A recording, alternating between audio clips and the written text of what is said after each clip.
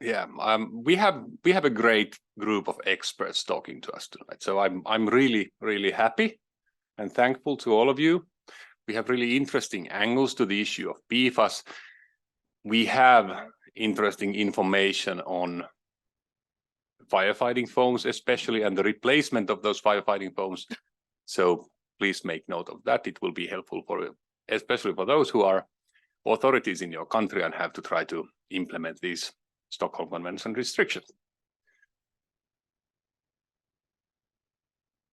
You want to say something? Yes. Good afternoon, everybody, or good evening, nearly.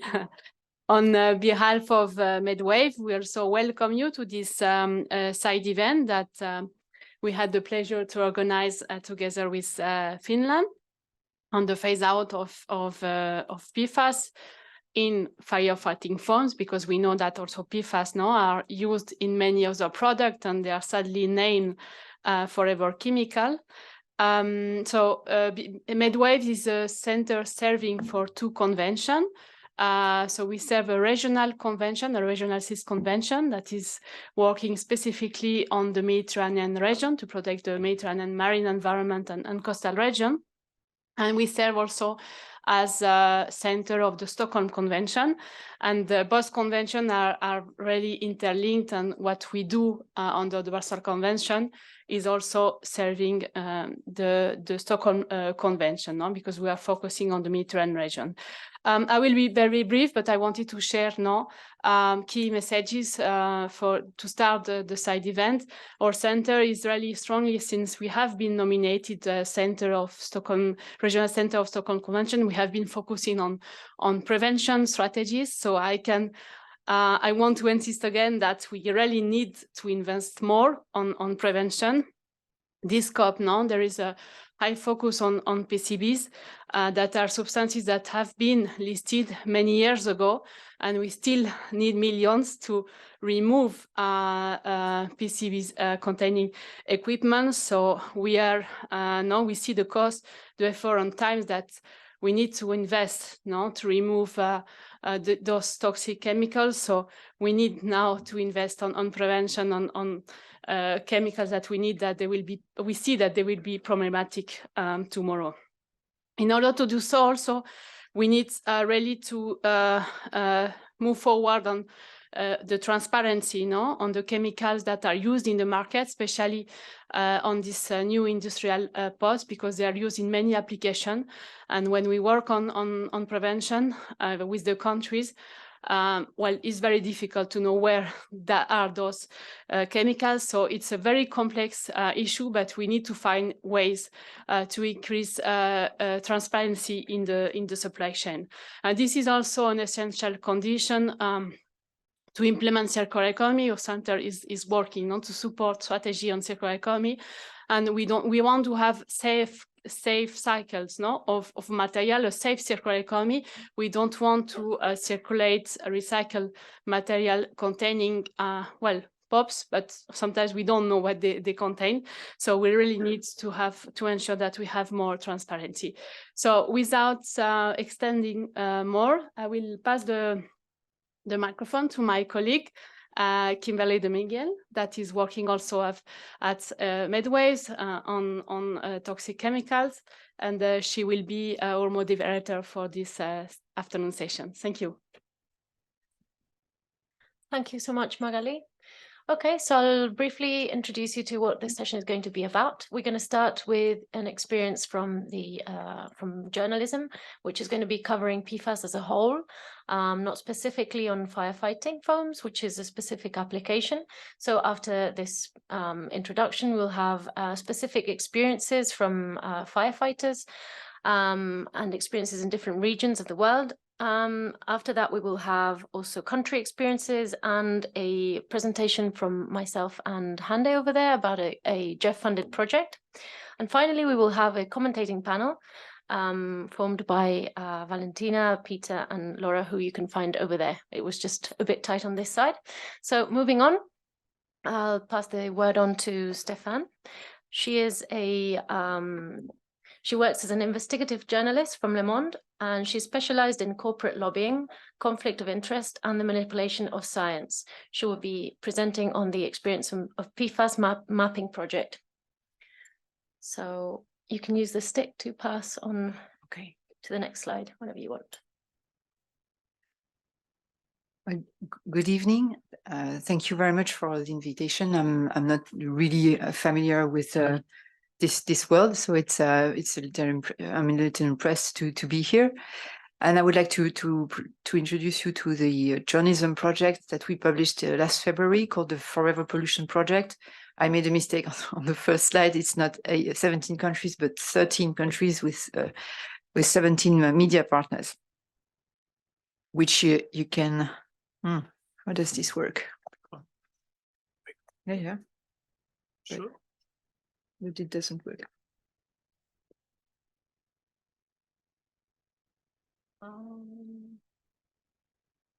Technical issue. Okay, thank you. So this is the list of media partners. This is what we call cross-border collaboration. So you can have cross-border journalism that is not about tax evasion, but also about chemicals. And this is the kind of projects that I'm trying to develop for Le Monde. We do this kind of projects through grants that are given by mainly to organizations for the promotion of investigative journalism. So how we started was a very basic question that we thought was very basic, is to locate the PFAS producers in Europe, because we couldn't find the list. The only list that existed was this one from the Cost of Inaction report from published by the Nordic Council of Ministers, and there was a footnote somewhere saying we think there might be between 12 and 20, and this list shows only 12 names. So we thought, let's find the eight. Where are the 8 others? And the initiator of the investigation was a Dutch journalist, because of course the Netherlands are pretty much in trouble with the Dordrecht Chemour facility that has been polluting the surroundings for a while. But then we got a little bit out of control in terms of what the ambition of the project was, and after it was not that easy to understand what is a producer, which is what I'm going to explain a little bit afterwards. But then we ended up publishing this map, which has several layers that you can navigate in the different layers, showing non-contamination, presumptive contamination, but also known users of PFAS. We are aware that we are only journalists, but we wanted to do sound work. There was no existing map of contamination, PFAS contamination for Europe. There was one in the US, where there are 2 in the US online, and we thought that we would need to do some really rigorous work so that other people, scientists, regulators, impacted communities could build on our work. So we wanted to do something that is as clean as possible, and so we tried something that is completely experimental, that I call peer-reviewed journalism. Is that we adapted the methodology that was developed by a team in the US to do this map, and we asked them for their advice all along the way to make the basic scientific decisions on how to translate this methodology from the US to Europe. Well, you can see the list of these unofficial peer reviewers. Some names are very familiar, I guess, to some of you. So what we ended up finding was that we finally located 20 PFAS producing facilities in Europe. But one example of how we interacted with the scientists is, at some point, we couldn't figure out what is a producer. What is a producer? What is a user? How do you make the distinction? Because, for example, 3M has several facilities across Europe, but some are not manufacturing, that is synthesizing PFAS from the start. So that was our criteria. With the help of scientists, we decided that a producing facility means that they are synthesizing the chemical from the start. So that's the list of 20. We think we compared it with the list published by the 5 countries leading the restriction at the EU level, and I think our list is better. It's there are some mistakes in the list, but they don't argue with that. There are 3 of them that are inactive, but of course the pollution is here forever. Then the second aspect was non-contamination. To get the data, we contacted agencies, research institutes, scientific teams all across Europe, but also we used freedom of information requests to obtain some data sets from some agencies because the data sets were not public. Like, for example, in France, there was a campaign to measure PFAS in drinking water in 2009, 2010, but the locations were not public, so we got them through this freedom of information request. And so we ended up with 17,000 known contamination sites, and so that's something we had to do. Almost 1 week before publication, we would try to count how many hotspots. But what is a hotspot? So huge discussion with the scientists. What is a hotspot? There was kind of a consensus to say that above 100 nanograms per liter, then you should really check what's going on. But then we had like half of the known contamination sites were above. So we reduced them into regional hot clusters. So but that's I think a good question, a scientific question. What is a hotspot? When you have a facility that is emitting and you have sampling every 200 meters with very high levels, what is the hotspot? What do you call exactly a hotspot? Then the second part was the presumptive contamination site. So that was really an adaptation of the American methodology. And what presumptive means is that these are activities, mostly industrial, but not only, that were documented as using PFAS, but also emitting PFAS, according to 4 robust sources for each of the PFAS use or PFAS emission. And so this is what the map of Europe looks like. The idea of doing this presumptive contamination location is the idea in the US and also here, of course, is to give indications to regulators so that they can prioritize sampling and to protect the population. And we have like three main categories: industrial sites, waste management sites, that includes wastewater treatment plants, and all the firefighting foam contamination, which includes airports, military sites, and firefighting incident or training sites, which is what you can see in Sweden and also in Flanders, in the north of Belgium. All these yellow dots are firefighting foam training incidents. One thing that is important to say is some locations were very easy to find, like airports. You can easily find a database that is maintained by people who like airports and planes. But the military sites, we had to do one by one, which was not a very nice work to do, pleasant work to do. And we couldn't adapt exactly the American methodology just because there's not data of a good quality in Europe compared to the US in terms of geolocation of industrial activities mainly. Or we used a lot the European Register of Emissions, but the geolocation data is not precise enough, and in some countries is really bad. Like, for example, in Italy, we ended up having like wastewater treatment plants on the top of some mountains or in the middle of the sea, these kind of things. And even if the map is impressive with 21,000 sites, it's, I think, hugely underestimated, especially in terms of industrial sites. I think we're missing almost half of them. And then there's the last, third layer. It's a category that we created that was not in the original methodology, but that the American team is going to adapt to the US too, vice versa. So it's nice to know that it was really an exchange. It was not us taking the knowledge, but also giving back.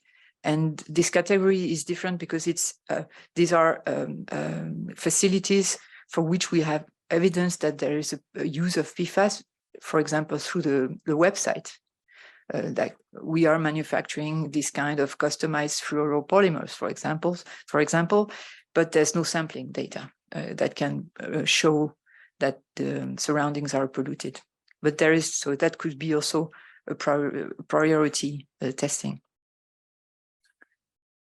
So that's about what I wanted to say about the project. You can find the map and the data set, the exhaustive data set is downloadable for free on Le Monde's website. And we also have a very long methodology detailing everything that we've done with all the links. So of course, everything can be, replicated, and extended. And if you do it, please let us know. And if you find mistakes, please also let us know.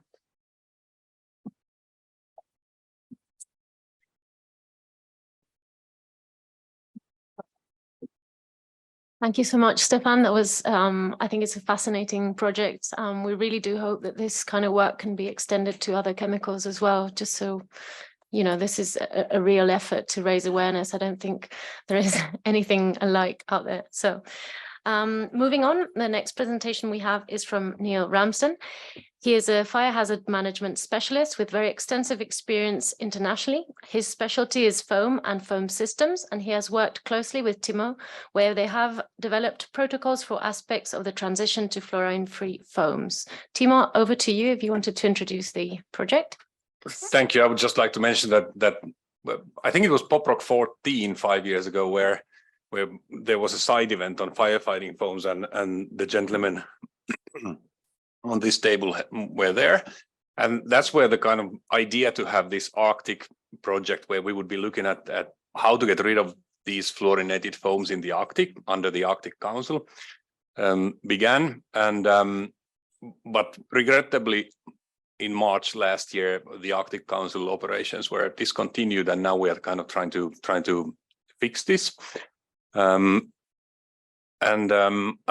give the word to you, Neil.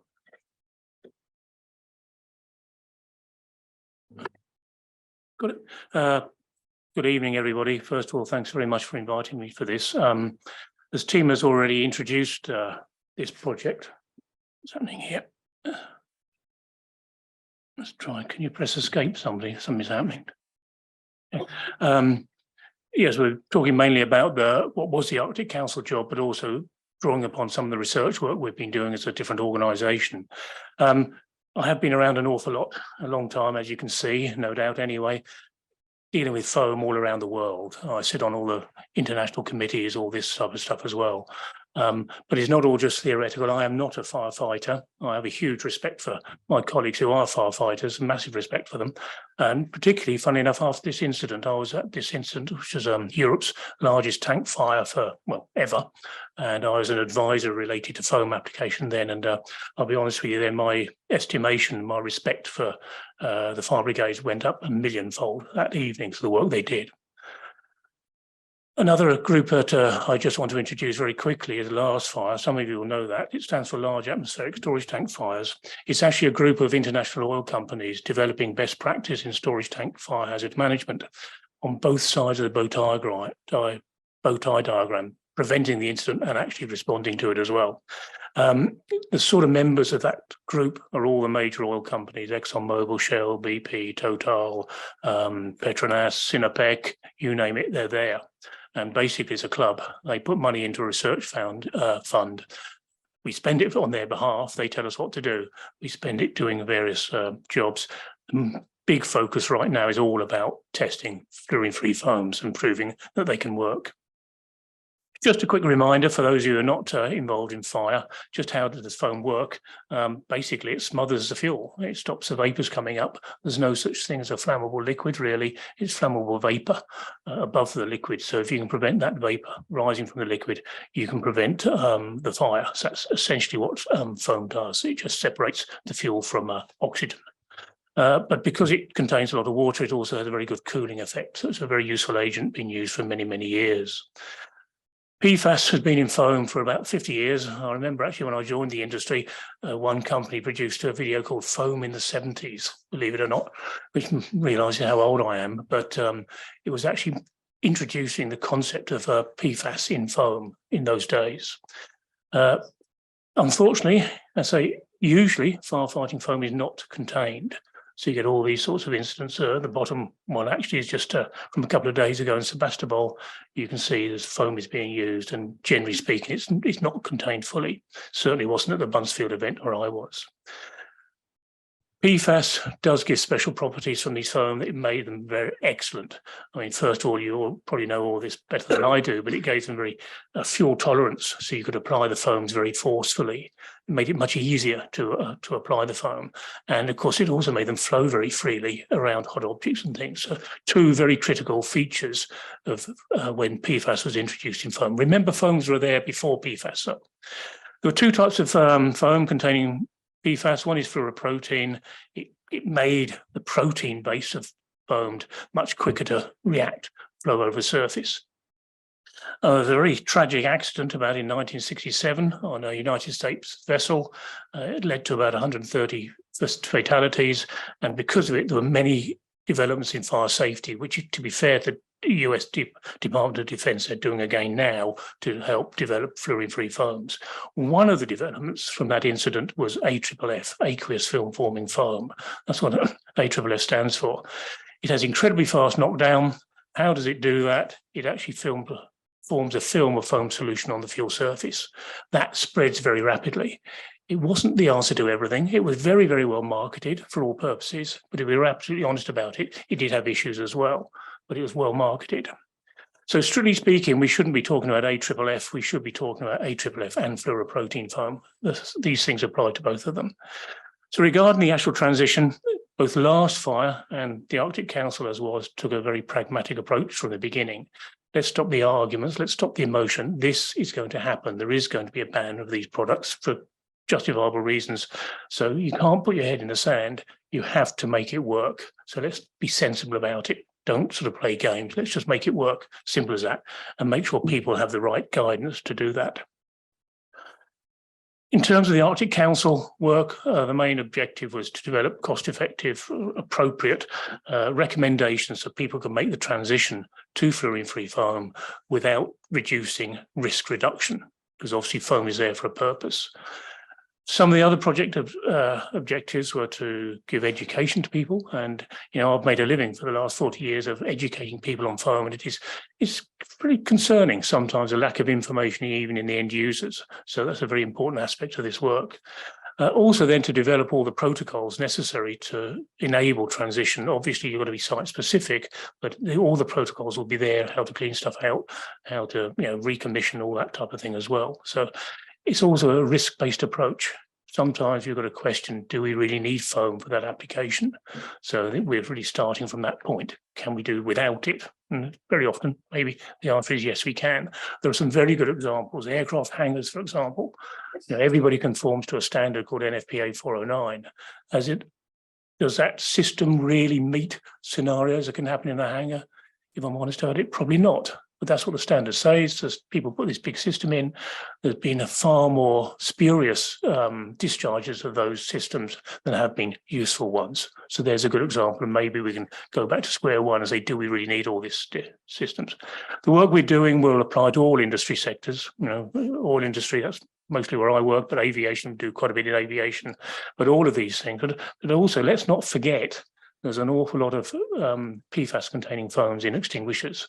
Millions of them around the world, and you can question sometimes, why is it in there? Why are we using it for that purpose? Phase 1 of the project has already been completed. That was all about data collection, about different foam concentrates, what transition methodologies are people used elsewhere, case histories, all that sort of thing. That has been done. Essentially, it's a big literature review, plus our own experience, of course. But if we're honest about it, particularly on the disposal and the clean out, it's an ever-changing subject. So it's hard to keep up to date with it as one document. Phase 2 involves pilot studies, actually going to these plants. Well, if I'm honest, I know what I'm going to find before I go there, because I've been to so many of them around the world over so many years. So it's no real surprise what you see, really. But what we've been concentrating on is the type of foams that are used, how they're applied. Do people really look after their foam properly? Unfortunately, usually the answer is no. And what knowledge do those people have about the application of this stuff, and how do they actually plan to use it? And more importantly, how to contain it. If we're honest with ourselves, we used to just, the pre-planning was how much foam can we throw at an incident. Now we should be saying, well, and if we use it, can we contain it? And that should really apply to fluorine-free foams as well anyway, of course. But if we're honest, it hasn't been done. So quite a lot of that has been done. I say no surprises. Oops, can I go back here somehow? Yeah. There's all sorts of equipment being used, stuff we've seen all over the place anyway, all sorts of different systems, all sorts of different handheld equipment, that type of thing. Just as a point of interest, the one here is something called a non-aspirating nozzle. That means it doesn't physically add in air. But one of the claimed advantages of AFFF was it was easy to use this equipment with AFFF, therefore it's a big advantage of it. We can use fluorine-free foams with those nozzles as well, if we know what we're doing. And of course, it's no surprise, there's all sorts of different foams being used all over the place. Believe it or not, we even found this stuff at one site. That is, of course, 3M PFAS. I also found that not so long ago on actually a tourist attraction run by the US Navy in San Diego. It's still sitting there on their vessel. We do need, looking at all these pilot visits, we do need greater awareness of this issue at grassroots level, and that will be an important part of the project to make that information in a user-friendly form. Some of those points are actually basic information about how to apply foam anyway, and how to use it, but also what is the PFAS issue? Why is it of concern? So I see that as a major part of this project. Phase 3, which is really the end one, is developing all the protocols. We're more or less there already.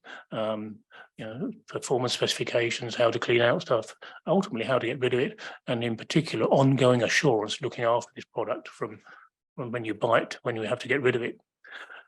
Word of warning, and yeah, I'm an independent consultant, but there's too many vested interests going around, people trying to sell special chemicals to clean out, all of this sort of thing. Do we really need them? No, you need true independent advice based on end user experience.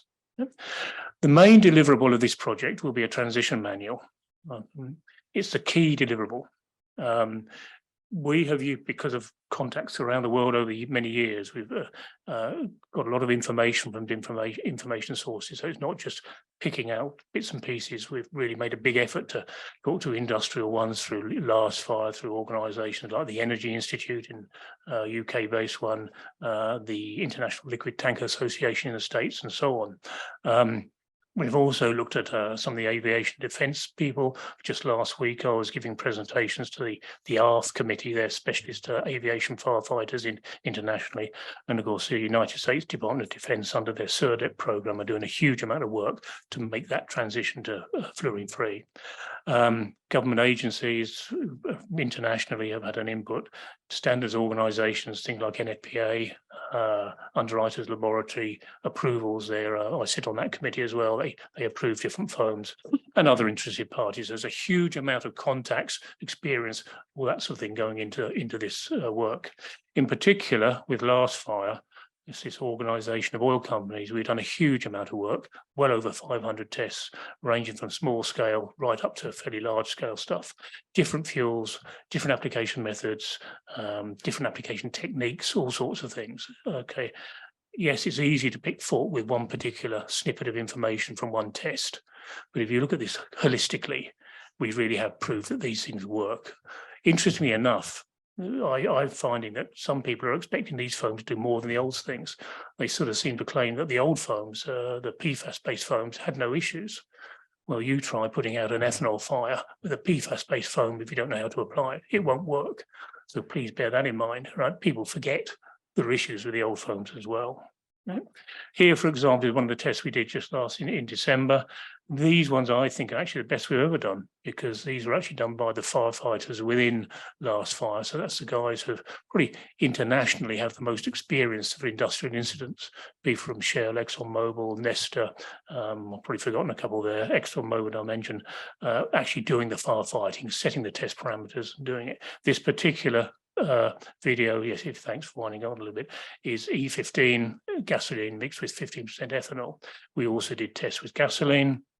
Can I go back one somewhere? That should play. Can you just? Here we go. Yeah, this is this whole sequence. Now, these are true professionals. Okay, very, very deliberately, very aggressive techniques. If we're honest about it, we could have put out this fire from a, got a bit further distance away than that. But these are being done deliberately just to learn techniques, to get training material and so on. Okay, so that pit is, well, that particular part of that pit is 30 meters long by 6 meters. If we just let it run, if you just go forward a bit just to prove it's extinguished, it works, right? No problems at all. Yeah, techniques used, they learn some things as we're doing it, and there's good training material available from that. But they worked, simple as that. Same, we've also had input from people like the SERDEP program, the United States Department of Defense. Different application, they're very fast knockdown, rapid rescue type situations, civil aviation use, that type of thing. And I know there's some issues with the federal aviation in the States, but the MOD, the Department of Defense, are proving it works. Different application, different tactics, it works, simple as that. They made them work. Also, of course, we've got a lot of case histories to draw upon from Last Fire members and from other sources. We've been working at Heathrow, Schiphol, we've worked with Phillips 66, BP. Some of those companies have already made the transition at certain sites. They've done it. And most importantly, the NFPA, that's a standards writing organization in the States. So I sit on the NFPA 11 Foam Systems Committee, but I also sit on this thing called the Research Foundation. They're developing roadmaps for municipal brigades, and one's already been published, and we're actually working on the update now on that. So that's these organizations, all of these organizations say this can work, and this is how to make it work. So all of this helps to develop training material, bits and pieces, how to do it, that type of thing. So it's a massive amount of work and experience going into that particular transition manual. But my real point is most of this comes from people who've actually done the job, real firefighters who know they can make it work. Don't forget, many, many years ago, the foams that were used, basic protein foam, it worked. Okay, some issues with it, but it worked. All the application rates and things set in the standard are those ones set in those days before PFAS was introduced into the foams. So of course it works. So it's going to be a very pragmatic document. It is important to get it right. There's an example why it should be getting it right. That's the Matanzas fire in Cuba last year, 17 firefighters killed, nothing to do with the foam, more to do with the fact they weren't aware of some of the phenomena that can happen with a crude oil tank. But of course, one of the most critical issues is aviation rescue, rapid rescue, that type of thing. And if organisations like Heathrow and Schiphol can make that transition well, there's some of the world's. I've actually had the experience of having to land at Schiphol, having had one engine blow up on us in the air, and I was glad those guys were there, and they're very professional, and they're using the right tools. Transition manual content, so it'll be a background really, and then general protocols, things like management of change, things like, what do you put in place while you're changing over, that type of thing. So it'll be general stuff, including, I say, the interim management of the risks, that type of thing. And then there are a load of specific protocols. I think, or we think, the high priority points are foam procurement specification. If you can get that right to begin with, including all the environmental effects of it and all this sort of stuff, you're 99% of the way there. Ongoing assurance, make sure people look after this, contain it, properly bund it, all so on, even with the new foams, and training and in application and system assurance. They're the high priority points. And I'm not going to go through these, but just to make the point, there's going to be lots of different protocols, things like how to clean out the tank, how to dispose of flush water, that type of thing. Just a final reminder is we've concentrated obviously on all the firefighting performance. That's the most important thing, but all these other things are important as well. And we're working on those things like, is it compatible with the system? How do you clean out the system? what are the environmental impact of the new stuff, getting the right data and so on. What about shelf life guarantees? Will it work? That picture there on the right, these foams can have problems. If you mix water with the foam concentrates, it absorbs it, makes it more viscous. But that photo has nothing whatsoever to do with fluorine-free foams. That was from an old C6 that was introduced quickly. Yes, it's separated. So don't tell me the old foams had no problems. Yeah, I've seen it all, and we've seen it all in the development of these fluorine-free foams as well. So, this is the whole picture, the whole transition. We have to take into account all of these things, and that transition manual will do that. That's the website where the flyer, the information note is on there. The target date of finishing this off, whichever name we do it in, is actually just in a couple of months' time. That's good. So to conclude, I would say, I always think this is an opportunity. It's not a crisis. It's an opportunity to do things better than we were doing before. Yes, the foams are different, but we can make them work. That does involve training and all that sort of thing. But a lot of people are demanding more from these foams and more proof that they work than they ever demanded before. So how can you justify that? So I think it's an opportunity to get a better information base to design systems, to use foam and everything else. And maybe as an industry, we should have been doing that before. So thank you very much. And being a bit rushed, but you can see there's a huge amount of work going into this, and it'll be a very critical document that will, of course, be publicly available. Thank you.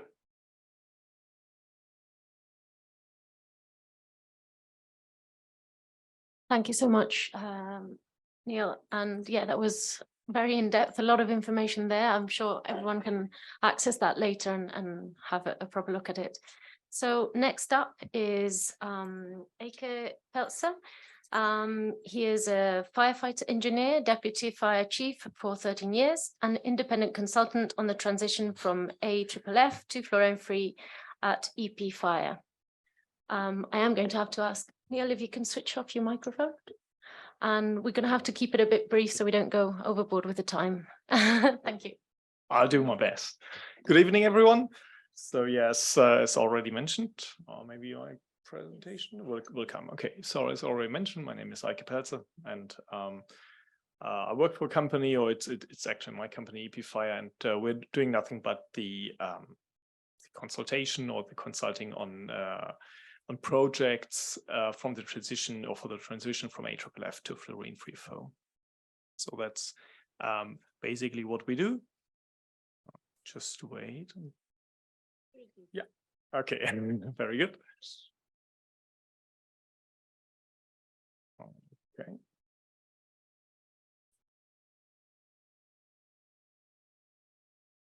Don't have control yet. Yeah. Okay. So today I'd like to talk a little bit about what you actually need to know about the transition project itself. So I have 6 lessons for you, do's and don'ts when doing transition projects, when talking about transitioning from an AFFF to a fluorine-free foam. So first one is know your foam. And that is really important because you need to know what is actually in your foam. Is it a PFAS-based foam or not? There are different generations of foam because, for example, PFAS was the first PFAS that was regulated and that was phased out. And after that, there were a couple of other replacements for that, but these were also fluorinated foams. And we call these foams C6 foams because they're based on mostly precursors of PFHexA. But the first generation of these replacements often came with high levels of impurities, for example, PFOA, and that's why these foams are now also affected because of the PFOA ban. And then there are even the next generation, that's the yellow foam, if you want, so in this slide, in this table, which is the pure C6 foam, and that is, it is still based on PFAS, but it doesn't have PFOS and doesn't have PFOA. So technically speaking, you could use that, but it would be a regrettable substitution. There's no need to use that, but you could do. But to really understand what type of foam you have, you need to do an analysis for PFAS to really go into that. So second, you not only need to know about your foam, you need to understand your equipment because your equipment matters. So AFFF was an aqueous film forming foam. It formed a water film, as we've just heard. Now we don't have that anymore. We don't have a water film, so we need to pay attention to the physical properties of the foam itself. So the fluorine-free foams work. We can make them work if we look at some other characteristics, and that's like things like expansion, application type, and application rate. But to look at that, it takes a little bit more just to look at the foam concentrate itself. So it needs some basic engineering and some understanding of your equipment. So when you're doing the transition, do not only look at the foam concentrate, but also look at the equipment that you use for applying it. So third one is you also need to understand your risks, because foams, and that's actually, it's not only true for fluorine-free foams, it was also true for AFFF, but maybe we didn't pay a lot of attention to that, is very susceptible to fuel, for example. What we see here are different tests of the same fuel, not a standard fuel, but some kind of chemical substance. And we tried to extinguish it by a lot of attempts, and all the red ones failed and only the blue ones. And we need to change the properties on how we applied the foam to make the foam work. And that is actually something that needs to be done when doing a transition projects. And if you have flammable liquids that are a little bit more exotic than just plain gasoline, especially in the chemical industry, for example. So fourth one is train with foam, but not with PFAS-based foam, of course. And that is especially true. I think we have seen that in the presentation by Stefan. A lot of sites were contaminated because foam was used for training, not for real incidents. So training is, I don't have really any facts, any real numbers on it. But I would say that in most cases, foam concentrate was used for training, and that's the way it got into the environment. So they don't train with firefighting foam, with PFAS-based firefighting foams, but train with fluorine-free firefighting foams. And actually, you need to train it to understand it, how it works, and how it changed from AFFF to fluorine-free foam. The fifth one is clean your foam concentrate tanks to avoid cross-contamination. Not like in the picture here, that's just an example of band cleaning. And that is basically to avoid cross-contamination from the old one to the new one. In most cases, it is not so much about any special chemicals you need for that. It's the basic triple rinsing, in my opinion, works very well and is very effective. In some cases, it might be more efficient if you use some special companies for that, especially if you have large amounts of water. But generally speaking, you need to consider the cleaning of your foam concentrate tanks. And sixth one, the final one, is if money is tight. So if you don't have a lot of money, don't fund the procurement of new foam, but pay for the disposal of the old foam. And that is a little bit, why should you do that? If you give firefighters new foam, they will be very grateful and use that foam, of course, and they will try to use the old foam for training. And that's just natural, because in their opinion, it's still good for training. Okay, you can't use it for incidents, but you could use it for training. So it's a very high risk that it gets into the environment there. And that's, I can tell you that because there were attempts or thoughts about that when we did the transition, but that's actually what you want to avoid. You want to avoid the release into the environment. That's what you would do for this training. So if you do transition projects and you have some money, pay the disposal. And maybe have a scheme like we pay for the disposal if you buy new foam or anything like that. If you just pay the new foam, they will use it and they will be tempted, at least. I don't want to say everyone will do it, but they will be tempted to use the old foam for training. Okay, basically that's it. That's 6 lessons, do's and don'ts for transition from firefighting foam. There's a link, you can download the presentation there and some more information, but thank you very much.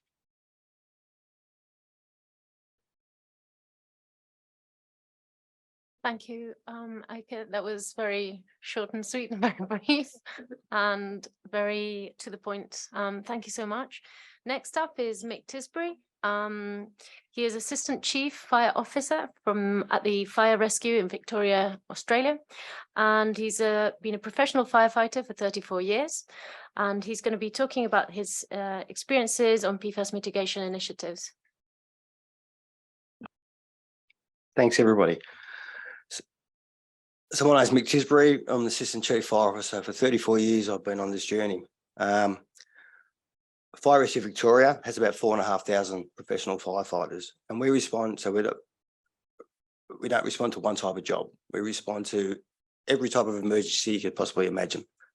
So we need to be trained for all those different types of events. Now, I'm not a consultant. I'm a firefighter. I don't have my own business. I'm not a spokesperson for everyone, but I do have two vested interests. My two vested interests are firefighter safety and community safety. That's what my job is, and that's what we'll keep advocating for. Okay, any tips?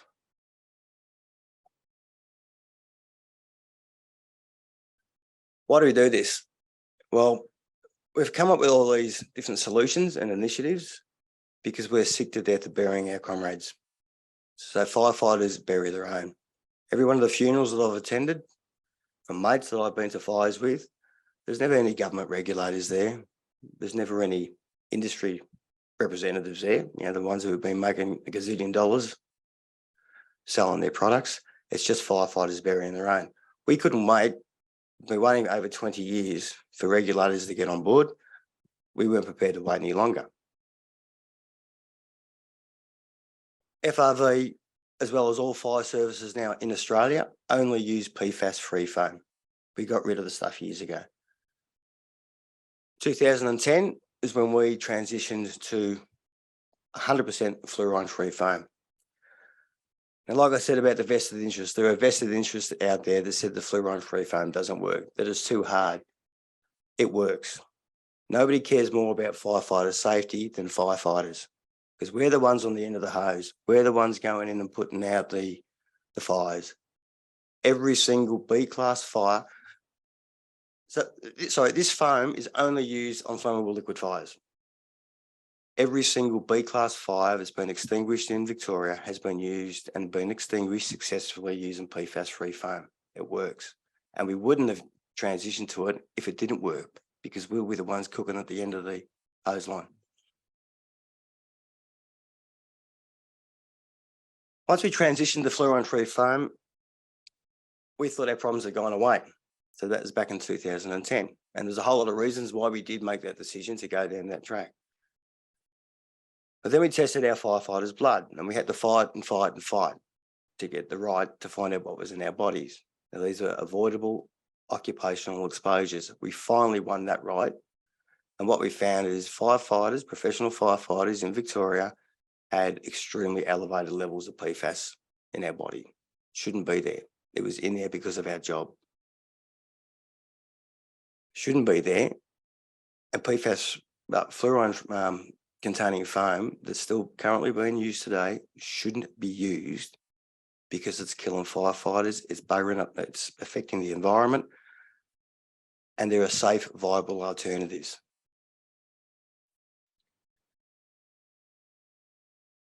In 2017, so it's 7 years after we had transitioned to fluoride-free foam, we built a brand new training facility in Melbourne.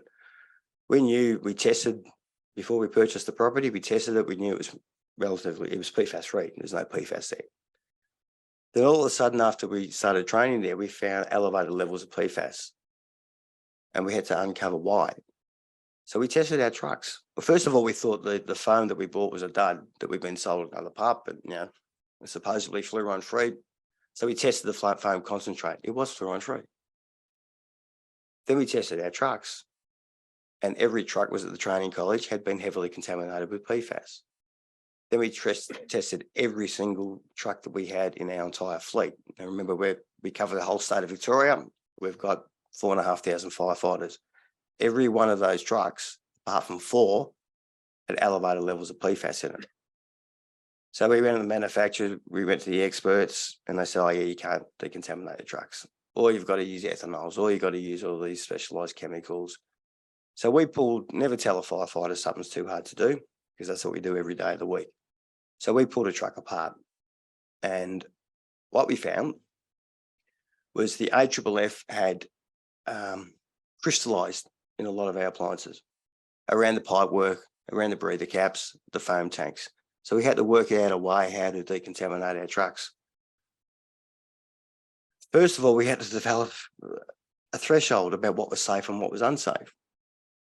So for our appliances, our fire trucks that we had for training purposes, we developed one threshold, and for operational purposes, we developed a different threshold, and that was all based on the pretty rigorous human health risk assessment.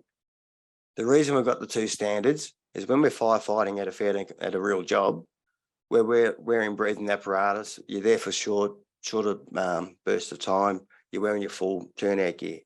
When we're training, we're not doing that. When we're training, we're there for 8 hours, training and training and training and training. And you're ingesting it, you're inhaling it, you're absorbing it through your mucous membranes. There's not a firefighter on the face of the planet that wouldn't have a scratch or a cut or a graze in their body. So you're absorbing it through your skin. So that's why we developed the two different levels. 70 parts per trillion for training and 413,000 parts per trillion, 413 parts per billion for our operational firefighting appliances. I'm pleased to say we have decontaminated every single one of our trucks, and 2/3 of them are below 70 parts per trillion, and the remaining third below 1,000 parts per trillion. So we exceeded those standards. We went back and tested the original 20 trucks that we cleaned 4 or 5 years ago. Those levels have come down any further because there was some more vested interests out there saying you couldn't do this because we don't use chemicals to decom. We use water. We actually pump it in through the deliveries. So where the water usually comes out, we pump it in going through, circulate that around. At 70 degrees Celsius, there's probably some scientist here that knows why it's 70 degrees seems to be the sweet spot. Don't know, but that's what it is. And we use activated carbon filtration, capture all that water, dispose of it. Once again, we got told that couldn't be done, but we did it. And there's some examples there about where we found the crystallized AFFF in the pipework, in the breather tubes. And this is, we made a manifold up to pump the water in through the outlets, so the opposite direction. The next problem we had, we worked out how to clean our trucks. Now we had to work out how to clean ourselves. So we partnered with Macquarie University and commissioned it was a world first PFAS blood reduction study. Once again, we were told it couldn't be done, well, we did it. That's been published and peer reviewed from the Journal of the American Medical Association. And that's free to download, anybody who wants it. But these results were amazing. After 12, what we did, we got 350 professional firefighters who had elevated levels of PFAS in their blood, and we tested for 28 different PFASs, but we're focusing on the 3 common ones, PFOS, PFOA, and PFHXS. We broke them up into 3 groups. One group of firefighters just had PFAS testing, and that was it. And that was designed to see, that was the control group to see how quickly the body naturally gets it out of our system. Next group, regularly donated blood, and that was every 3 months. The third group was a group of firefighters who donated plasma, and that was every 6 weeks. What we found in the PFOS levels after 52 weeks, a 0.1% drop. So it didn't really change in the no intervention cohort. The blood donating group, PFOS levels dropped by 10.6%. Plasma showed a 30.1% drop. PFHHS. Now remember, we stopped using our foam concentrate, but we know our fire stations are contaminated. We know our turnout gear that we currently use, our structural firefighting gear to protect us from basic radiant heat, does have PFAS in it. So we know we're still exposed to it. The PFHXS surprised us. So the observation group, the no intervention group, rose by 10.2%. The blood donating group, we showed a 3% drop. And remember, this is the safer alternative. It's easier to get in everybody and harder to get out. And the plasma donating group, there was a 30% drop. PFOA there was a 15.1% rise in the no intervention group. The blood donating group showed a 4.6% drop, but the plasma donating group showed a 46.5% drop, which is sort of amazing over a 12-month period. So we now recommend our firefighters to go and donate plasma if they can. There's a number of protocols in order to be able to donate blood or plasma in Australia with the Red Cross. A lot of our firefighters, because they're suffering other illnesses and diseases because of exposures to not only the avoidable chemicals we've been exposed to over the years, but the unavoidable exposures to every chemical, to every fire we go into, can't donate blood. So we pay for them to get therapeutic donations. So they take the blood out of or the plasma out of us and they throw it in the bin. So some of the things that so this was a world first study, and we're proud to share that with anybody who wants it. Everything we're doing, we've developed the 32-stage appliance decontamination process. We will share that with any other fire service or government organisation free of charge, because we don't care what badge you got in your side of your uniform. A firefighter is a firefighter, and we'll share that with anybody. We won't share it with private industry who are going to make a hell of a lot of money on selling that to fire service, which we'll give for free anyway. Right now, we're focusing, we're not ducking and weaving. We've contaminated our fire stations. We've contaminated the community that we're supposed to be protecting. So we're not ducking and weaving. We're accepting our responsibility. We didn't do it knowingly. Remember, we got told by the multinational chemical companies that this stuff was 100% biodegradable. It was 100% safe. We now know that was a lie. So we've tested all our fire stations, 87 fire stations in Fire Rescue Victoria. We've tested them all, and a lot of them, the majority of them need remediation. Some of them need significant remediation. We're developing, in partnership with various organisations, new strategies, new techniques and new processes to remediate those fire stations, and we're doing it. And we're going to keep doing it, and we're going to keep doing it until we finish it all, because that's our responsibility. We're the polluter. We've caused harm to the people we're supposed to be protecting. Our most important resource for any fire service are our firefighters, and we're not going to keep burying them. So we're going to keep doing, because this is the morally right thing to do, and we can't afford, like I said, we can't afford for governments and regulators to get on board. We're just doing them. Like I said, we are happy to share everything we've developed, and we're not the fonts of all knowledge. If you've got a better idea, you've got a better system, you've got a better initiative, let us know and we'll do that. But we'll give it a crack. And we will share anything we can with any fire service, any government organisations, but I just want to stipulate we're not going to hand that information over to private companies to make $1 bazillion on the carcasses of firefighters. Thanks very much.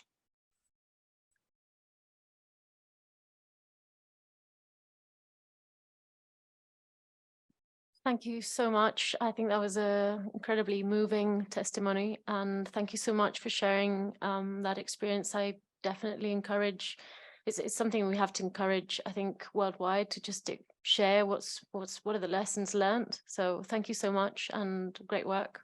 Yeah, so next up is going to be Hande Yükselen over here, and myself. We're going to be presenting the current work we undertaking under the GEF-funded project called Mediterranean Program. I'm going to start myself, giving you a bit of an introduction to the project and some of the outcomes. I'll do it from here, so if she wants to keep it. And yeah, we'll try and be very brief. We've got 5 minutes left, and then we'll move on to the commentating panel.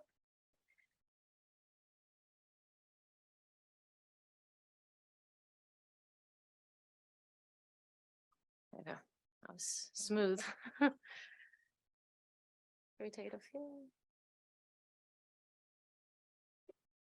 Okay. So yeah, as I said, I'm I work with my colleague Magali Ortez at MedWaves. It's a Stockholm Convention regional center based in Spain. I'm a project manager there. I work in the policy area, specifically on toxic chemicals. My background is in materials engineering, and I've been working on this project for the last 4 or 5 years now.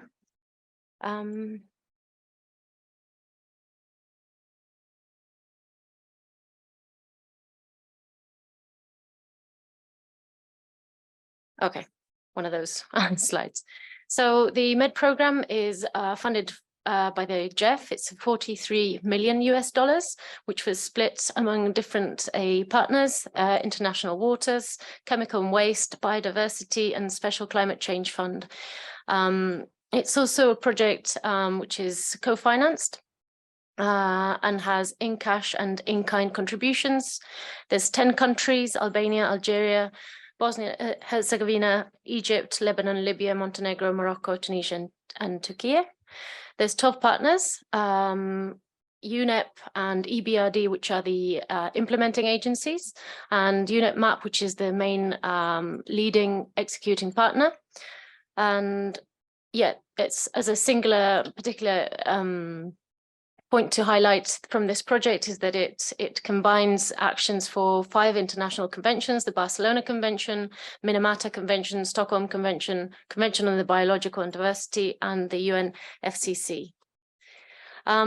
First off, I'll start with the child. So this project has many components. I'll focus on our component, which is the Child Project 1.1, which is focused on reducing pollution from harmful chemicals and waste in the Mediterranean hotspots and measuring progress to impacts.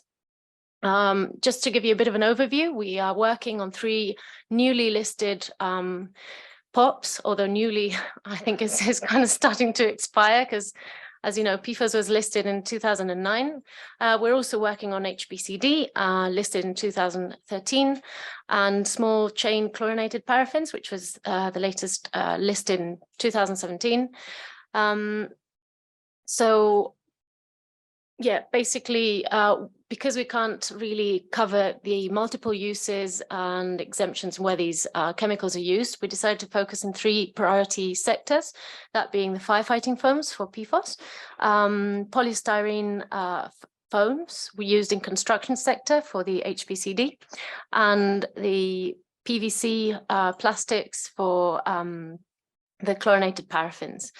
I'll move on quickly. You'll have access to this later. So, the way in which we designed this pilot activity is from the perspective of prevention, which is a strong point of view that we hold at MedWaves. There's been historically a lot of work being done in remediation.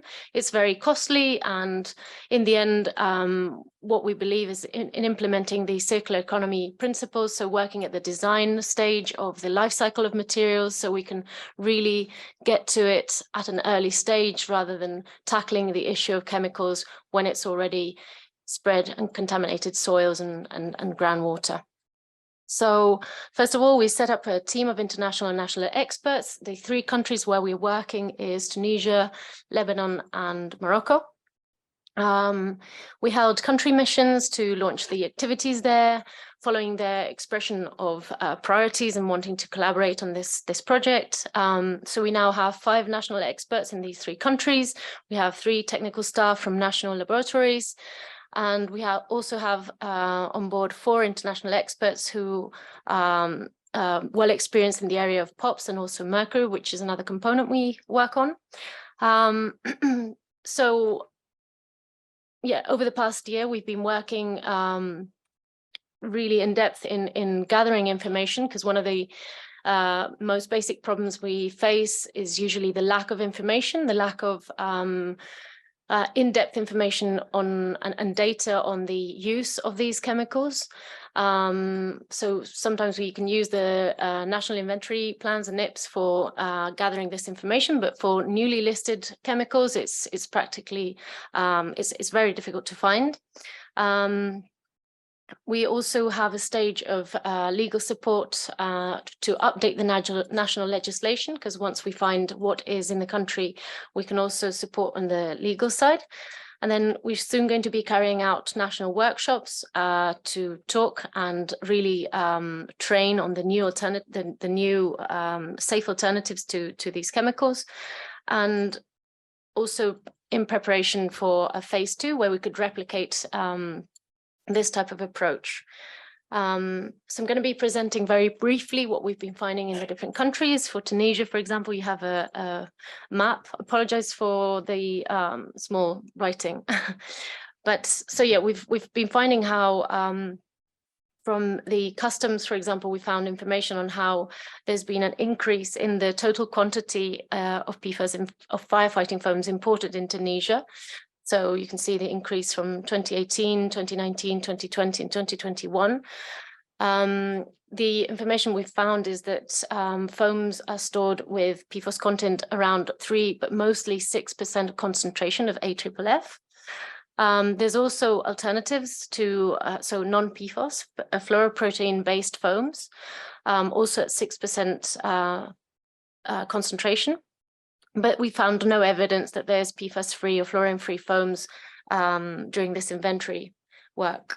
For Morocco, what we found is that the greater amount of these firefighting foams are found in ports, airports, and petrochemical facilities where fuel is stored, and yeah, airports, air bases.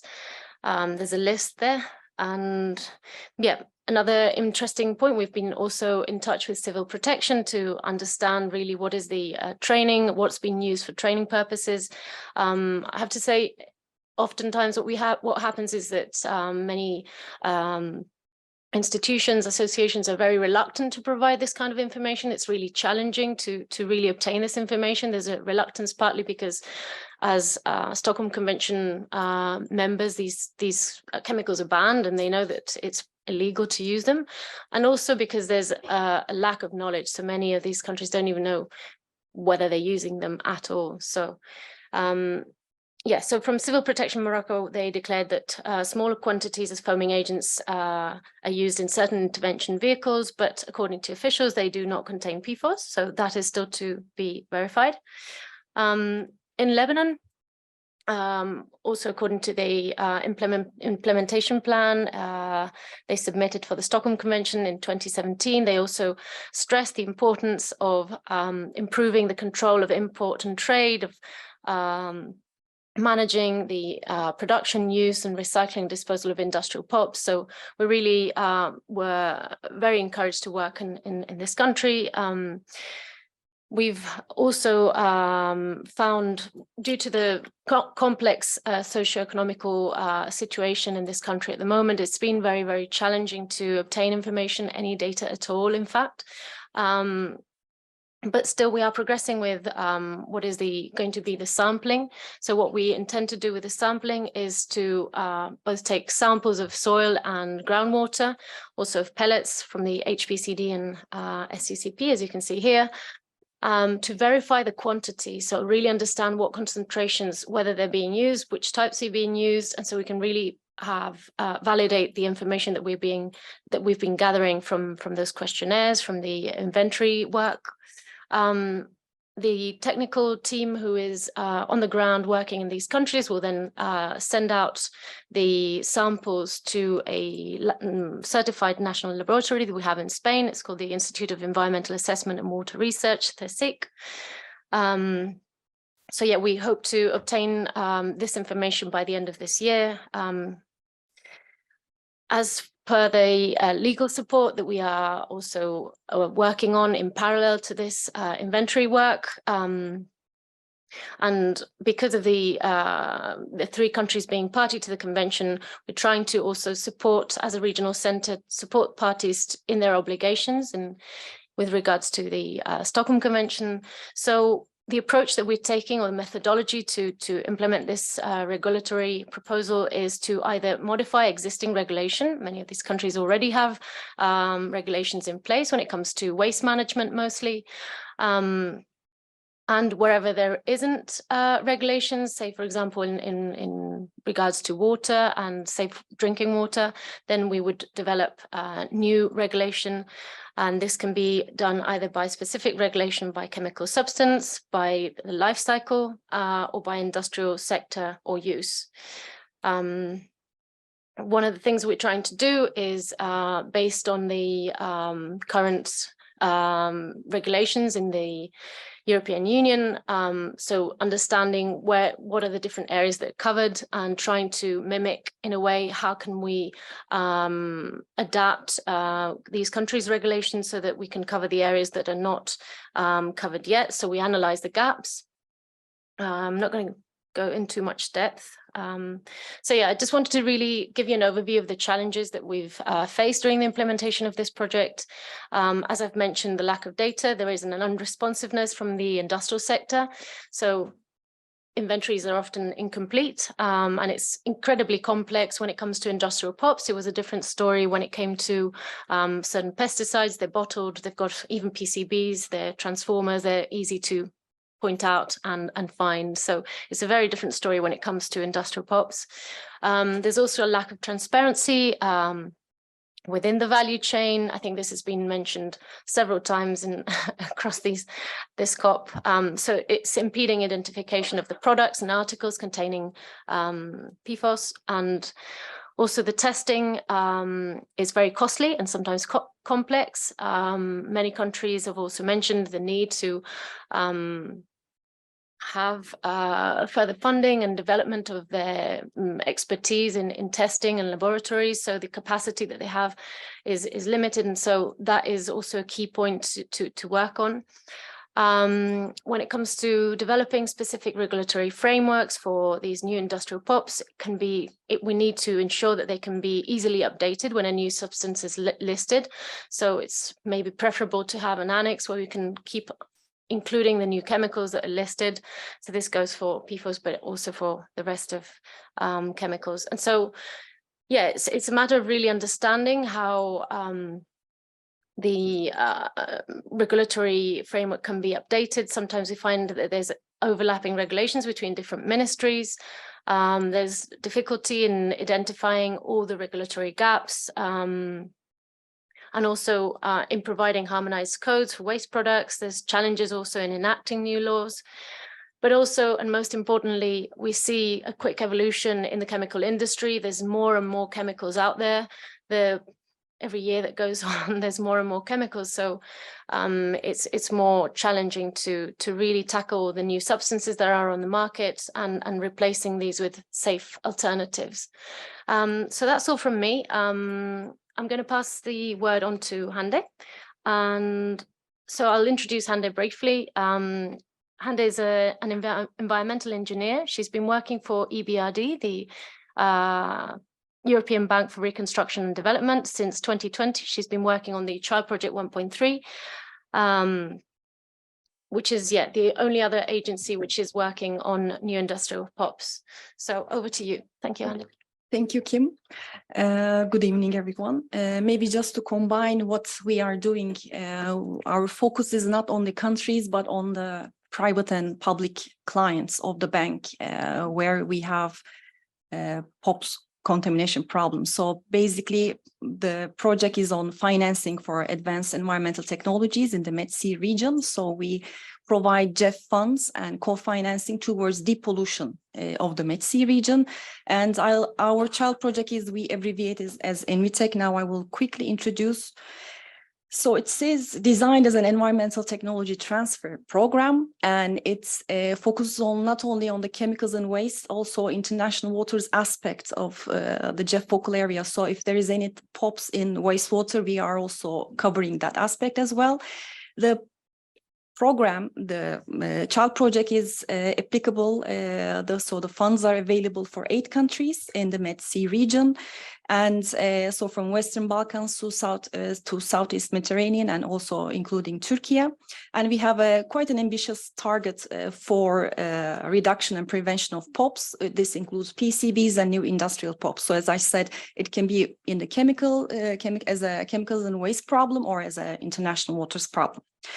So what we do, we provide under the child project technical cooperation and support and investment grants for private and public companies of the bank. And so these can be, when we look at the POPs problem across the Med Sea region, we of course have the PCB problem in the electricity distribution and railway companies, but also when we look at the new industrial POPs, including the firefighting foam problem, we have the industrial plants. We have some water-intensive industries where POPs, industrial POPs, could be historically being used in the production processes. Sometimes it's they cannot be avoided; it's intentionally used. So, and sometimes there can be unintentional production of POPs. So we cover all these aspects within the child project. And for clients, like of course the lack of data, we emphasize that it's difficult sometimes. So we have funding available for audits, for POPs audits to be conducted at the client operations to identify through sampling and of course analysis whether there are any POPs in the operations, either as in use or stockpiled waste problems with POPs.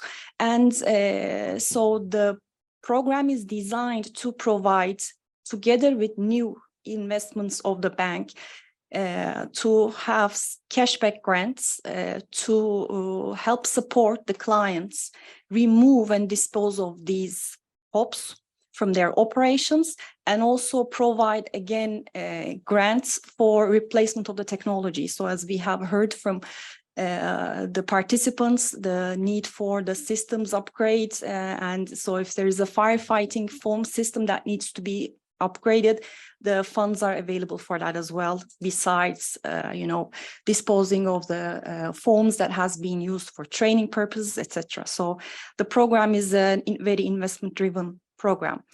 And separately, actually, we have also developed what we call POPs technology guide with a technical consultant. The idea was to focus on not only PCBs, but also the new POPs as HBCD, STCP, and also PFAS, to understand the current consumption and production patterns in the 8 countries under our child project. So, and this, we identify the priority use areas and sectors, namely the exposure to POPs at homes and offices, and their releases at the industrial and commercial scale through use of firefighting foams, and also as intentional and unintentional releases of POPs. So our guide is publicly available. We have uploaded it to our website, and we will be very happy to receive any feedback, comments from also the stakeholders. And the idea of this is that once we identify any POPs-free products or technologies that can remediate POPs, our target is to onboard such products and technologies to the Green Technology Selector platform of the bank, which has been operational since 2018. It's a vendor-driven, it's a publicly available, free to register platform where we now have opened a new actually category as POPs-free products and technologies.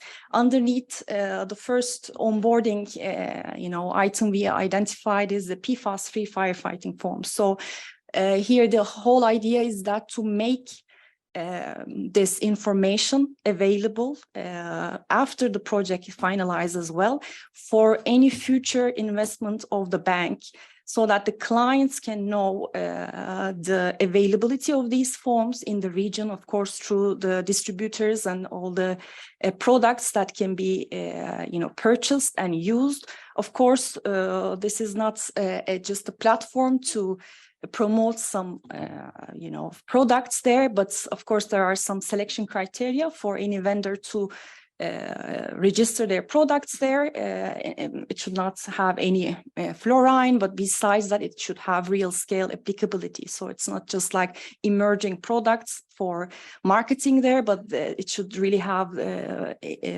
use in the real life as well, and also together with other certification schemes. So the foam should really help fight with the fire. So it's not just lab scale or emerging product that needs to be there. So the whole idea is that for future investments of the bank to inform the potential clients, future clients on the availability of these fluorine-free products for their consideration in their future operations. So it's just also a know-how building and also supporting for as a outcome of the child project for future investments. So this is all from my side, and this is we have a website operational. Whenever we have a product from the output from the project, we share with the public, and this POPs technology guide is available under our website as well, and you can always reach us through our mailbox. So thank you very much for your patience.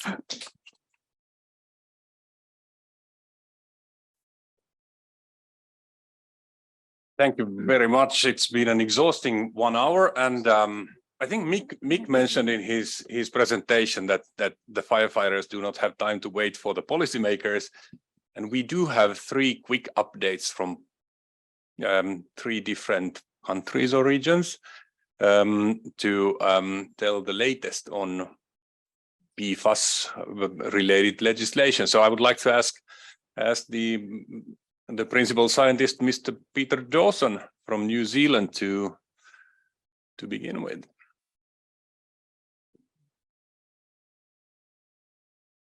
Someone can change my slides.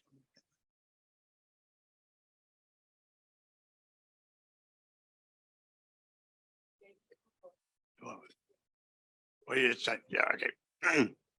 So next, if you could go to the next slide. So this is very very quick, so I won't go into the details of that first bullet point. New Zealand has obviously ratified the Stockholm Convention. We've ratified the listings for PFAS in 2011. We never adopted any of the exemptions for that. We've adopted the listing of PFAS and the related compounds in 2020. We have adopted the exemption for the firefighting foams there, and work's underway at the moment to adopt the listing of PFHXS and its related compounds.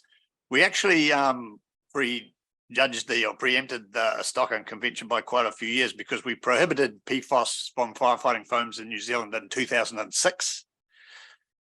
That didn't actually mean they all went away, because when we did a big survey in 2018, after we identified a few contamination incidents, there were still some uses in place of PFAS foam. So obviously those people had been non-compliant since 2006, but you know, not all regulators are on the ball all the time and follow up on these things. So as a result of those investigations and those findings, we actually then proceeded to amend this domestic instrument that we have, which is called the Firefighting Chemicals Group Standard. And we amended that in 2020. We knew we had to amend it anyway to pick up the PFOA listing that came from Stockholm.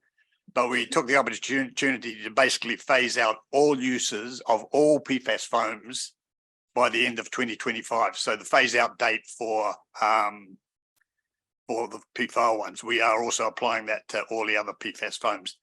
So if you go to the next slide, the last slide. Yeah, so just on the first bullet, there's a little bit of detail there. So in line with the Stockholm Convention for what we call the legacy PFAS firefighting foams, that's the C8 based, the PFOA related compound based foams. The uncontained uses of those had to be phased out by the end of last year, in line with Stockholm, and the contained uses have to be phased out by 3 December 2025, in line with Stockholm. And then for the other C6, the fluorotelema, the more modern PFAS foams, all uses of those also have to be phased out by 3 December 2025. And unless somebody corrects me, I think New Zealand is in the first country in the world to legislate the phase out of all PFAS firefighting foams. And the way that we've been able to do that is basically by copying and uplifting all the information that we could find from Australia, the EU, and the United States. And in New Zealand, there has also been a little bit of work done, quite a lot of work done, the cleaning out of all the Air Force, not the Air Force, well, yes, the Air Force, but also the airport fire tenders. And the methodology that was used for that was the methodology that Mick described, that was developed at the Melbourne Fire Brigade. So that technology was moved across to New Zealand, and it proved to be very successful. And again, all that was needed was this triple rinsing with normal water, no fancy chemicals or additives used for that. Again, the wash waters, one problem that we've got in New Zealand, that there is no facilities in New Zealand for disposal of POPs waste. They all have to be exported for disposal. I will not tell you where they get exported to, but not too far from where we're sitting. So you obviously don't want to be exporting a large amount of very, very, very dilute water. So the same method that Mick described, the wash waters are passed through activated charcoal filters, and that cleans the levels down to extremely low levels. And if you look at the bottom bullet point, we developed this guidance on what could be the level that can be discharged to wastewater treatment plants. And basically, this was what we developed in 2018. It's now perhaps a bit dated. We'll have to go and look at updating that. But we accepted 100 parts per trillion of PFAS and PFAR to go into wastewater, depending on the quantity. It wasn't like any volume, so it's really more like a mass limit. If you might have 10,000 liters of water with 100 parts per trillion, and that's sort of would be the mass limit that you could put in. In that legislation that we've got, we do have a requirement on transitioning. When you're transitioning from fluorine-based foam to a fluorine-free foam, the legislation says clean out the residual PFAS foam as far as reasonably practicable. I mean, a lot of people obviously wanted, oh, you must give us a number. And then we would say to them, well, you've got to be very careful what you wish for, because not all systems are the same. It's not a one size fits all. So again, like I think Noel described in the guidance they're developing, we take this risk-based approach, and it just depends on what risk might be associated with any residual PFAS being left behind. But we've been waiting with bated breath, so to speak, for the legislation from the Arctic Council to help us with some of our transition work. But in the interim, we've had to develop these guidance limits of our own. So in general, we'll say you have cleaned out your appliance to a sufficient level. If you've got it down to a level of 50 milligrams per kilogram of PFAS, but that's measured as total organic fluorine, because we could spend a long time discussing what are acceptable analytical methods for PFAS and firefighting foams. And I think we saw that on the first slide of Ika's first slide. The standard PFAS analytical method is fine for PFOS foams. It's almost completely useless for PFOA C8-based foams and the C6 foams. You then need to use these other analytical methods like the TOPO method, the total oxidizable precursor analysis, or total organic fluorine analysis. So we've got that 50 milligrams per kilogram for total PFAS, but within that, there's a much more stringent levels of just 5 milligrams per kilogram for PFOS and PFHXS, and for 5 milligrams of PFAR. And it's that 5 milligrams, which we've found is quite practicable and easily to achieve, that New Zealand has now recommended be put in the Basel POPs waste technical guidelines. So with that, I'll leave it at that. But to back up what Mick said, yes, this is quite doable as long as you don't overcomplicate it. Well, I can see how that could easily happen. Thanks, Peter. And next we have Valentina Bertato from the European Commission, please.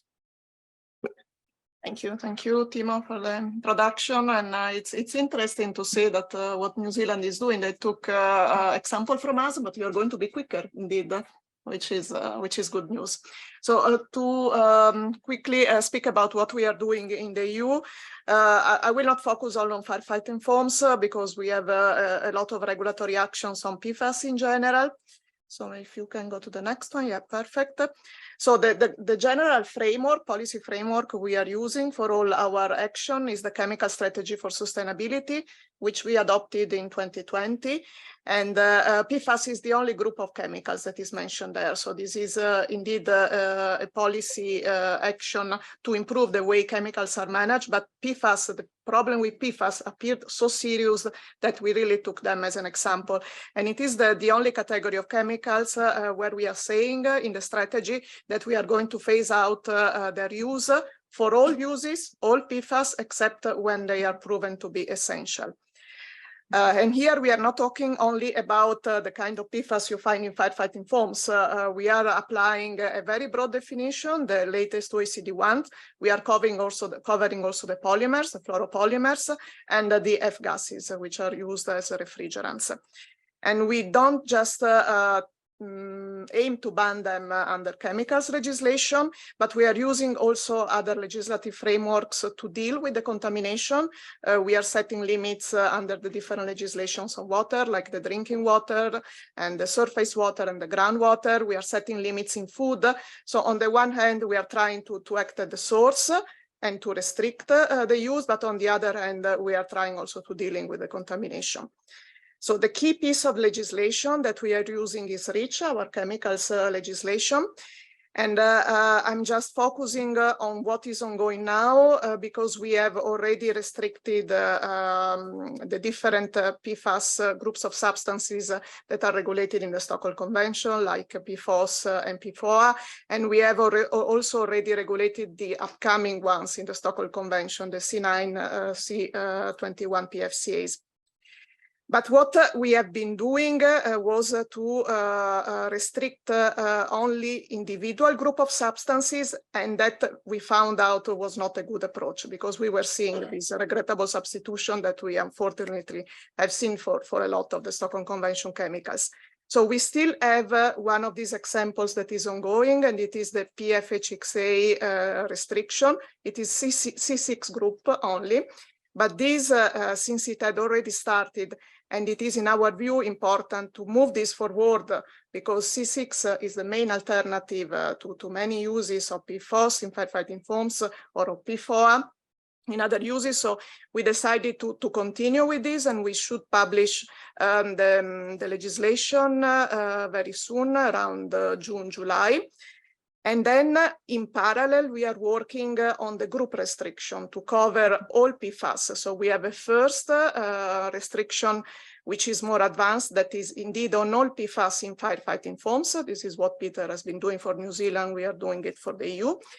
And here, the way it works is that we have a technical agency, the European Chemical Agency in Helsinki. So they prepare the dossier for the restriction on behalf of the Commission, and then they manage the discussion in scientific committees. We receive an opinion, and once we have the opinion, we write the legislation. So the status here is that we expect the adoption of the opinion in June, and then we will start working on the legislation that we hope will be ready for discussion in the European regulatory framework by the end of the year. All the other uses of PFAS, here we have another restriction ongoing. You can imagine how big this is, since we are covering the polymers and the F gases as well. And we needed 5 countries to prepare this proposal. I mean, just one was not sufficient, but they worked for 2 years. Now the dossier is complete. It has been submitted to the European Chemicals Agency, and we have a public consultation ongoing.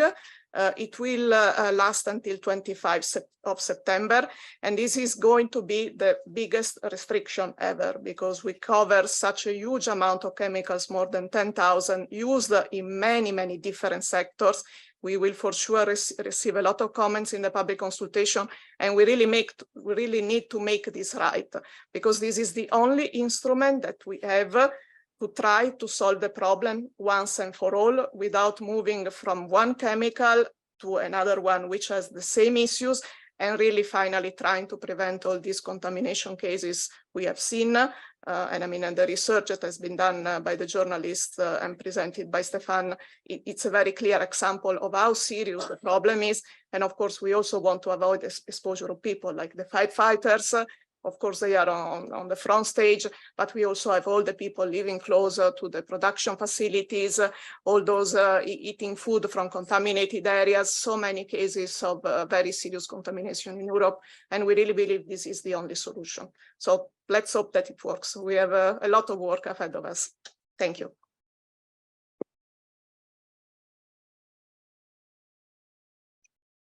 Thank you very much, Valentina. And finally, before we go to questions, if there are any, we have Laura Naser from US EPA, please. Thanks. I'm just going to briefly cover the transition in the US at military bases from AFFF foam to fluorine-free foams, or F3 as they call them. The 2020 US National Defense Authorization Act require the Secretary of the Navy to prepare a specification to initiate the replacement of AFFF with F3 foams. And so the Department of Defense is now requiring military bases to stop purchasing AFFF by October 1st of this year, and then to eliminate them altogether by October 1st of next year. And this is land-based applications. So this is the name or the number of the mil spec that requires that no PFAS be intentionally added to in the production of fire suppression foam, and that PFAS levels not exceed 1 part per billion. And this, the NAVC developed this specification and oversees the qualification of the products to meet the specification. And so the feedback that the DoD has is that the new fluorine-free foams are similar to the AFFF, and that they should be able to be changed over into the system without too much modification. They do provide the feedback that these foams have extinguishing times that are longer than the AFFF, and the burn back resistance time is shorter. So that's just in their experience in changing over. That's the feedback that they have. Also wanted to mention that that airports and aviation fueling that are regulated by the Federal Aviation Administration, the FAA, are also impacted by this mil spec, and FAA guidance now allows F3 products that meet the specification. So just, I know we're running out of time, so I want to be really brief, but thank you very much.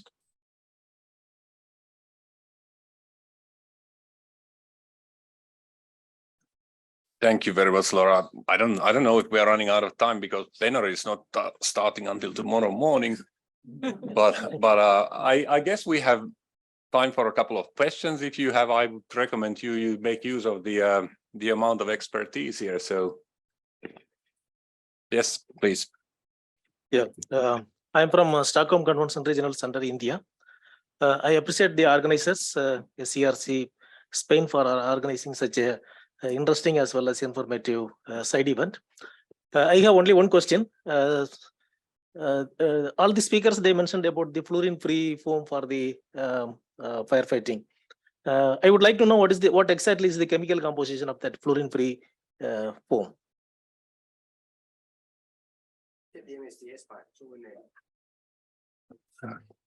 Go and check the MSDSs. Every So what is the alternative chemical for this PFAS group of compounds, which is used in firefighting foams? sorry. I think really that question should be directed to the suppliers. There's no supplier of foam here.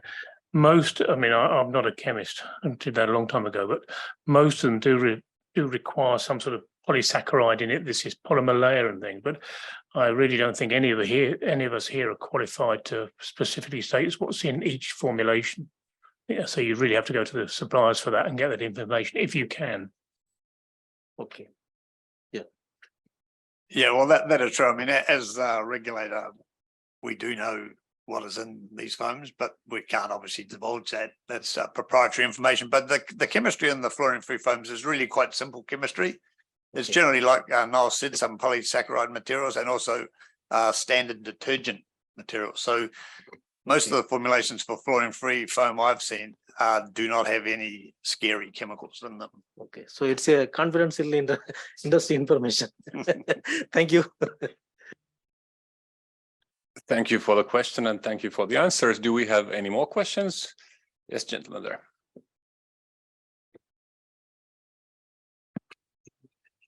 It's a little bit far. Oh, sorry. I'm sorry. From China. Actually, very thankful for the information provided in this in this side event. I want to take some time to share information and experience in China. Actually, I remember 4 years ago, we talked about the PFAS and PFOA listing in the similar room here. And after 4 years, we have been through the COVID-19. We have done something with the support with Jeff funded the project and then some other effort made by our country.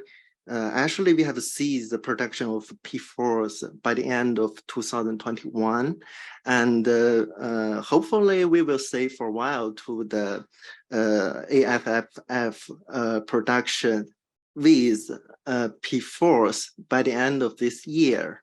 So I think this is what we are doing in this firefighting sector, and we have also did some pilots with some surfactant.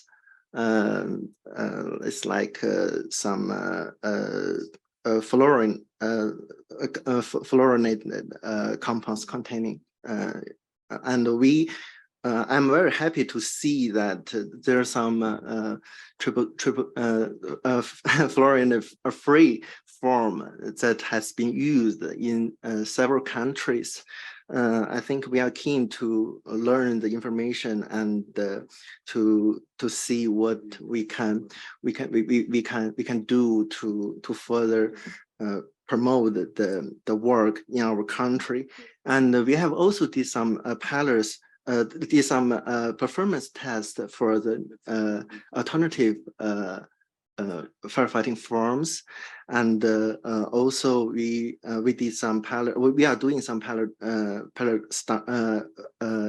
doing some research. We have done some research on the POPs waste, the PFAS containing waste, of course, including the wasted AFFF containing PFAS, and we will do some pilots to dispose of the AFFF already in the system in China. So I think together with the colleagues in this room, we can do better in this sector to promote a more sustainable substitution in this sector, but still remain that the need for the substitution of PFAS, the totally fluorinated free form, I'm not sure if it is it will suitable for all the situation, all the situation like the very big oil tank and maybe something like this, and some special chemical protections. So we would like to exchange views and information afterwards. So my question is, what was our word for word to substitute this PFAS in the firefighting? As you have mentioned that the pure C6 is using now, and how far is from pure C6 to the totally fluorinated free compounds? So maybe this is my question. Thank you. Thank you for the comment and question. I think what we heard was that totally fluorine-free foams work, but does any of you want to take this question specifically? I'll give it a crack. Yeah, they work. They work 100%. So we tested them for 2 years prior to introducing them onto our appliances. Our fire trucks. Since 2010, every single B-class fire that we've responded to has been extinguished using fluoride-free foam. They include some of the biggest fires that Dave and I have seen in our history, including large tank fires, including illegal storage facilities that almost caused the evacuation of Melbourne. It was, you can Google it, there's the Tottenham fire that was extinguished using fluoride-free foam. Every airport, civil aviation airport in Australia only uses fluoride-free foam. Prior to us putting anything like that onto our trucks and putting our firefighters, because that's us, at risk, we tested the hell out of it. We needed to know that we were 100% confident that the product worked prior to replacing it. And like I said, it's now 2023. So the past 13 years,